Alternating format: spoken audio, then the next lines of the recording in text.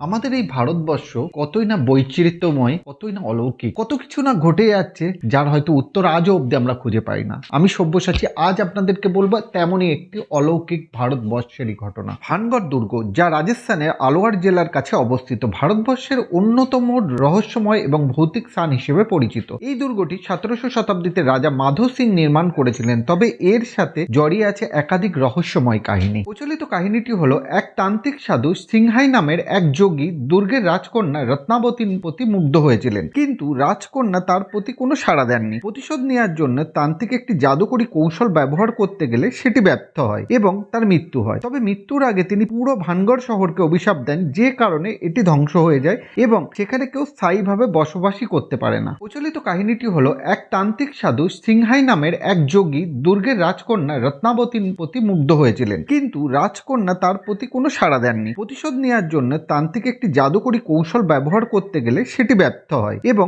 তার মৃত্যু হয়। তবে মৃত্যুর আগে তিনি পুরো ভানগড় শহরকে অভিশাপ দেন, যে কারণে এটি ধ্বংস হয়ে যায় এবং সেখানে কেউ স্থায়ীভাবে বসবাসই করতে পারে না। ভারতের প্রত্নতাত্ত্বিক বিভাগ নির্দেশ দিয়েছে যে সূর্যাস্তের পর এবং সূর্যোদয়ের আগে ভানগড় দুর্গে প্রবেশ করা সম্পূর্ণভাবে নিষিদ্ধ। যদিও এই স্থানে ভৌতিক হওয়ার প্রমাণ এখনো অবধি বিজ্ঞানীদের কাছে নেই, তবুও এর অতীতের ভগ্নপ্রায় অবস্থা এবং নিস্তব্ধ পরিবেশ ভ্রমণকারীদের মনে ভয়ের অনুভূতি সৃষ্টি করে। ভৌতিক কাহিনীগুলি ভানগড় দুর্গকে রহস্যপ্রিয় মানুষের কাছে এতটাই আকর্ষণীয় করে তুলেছে।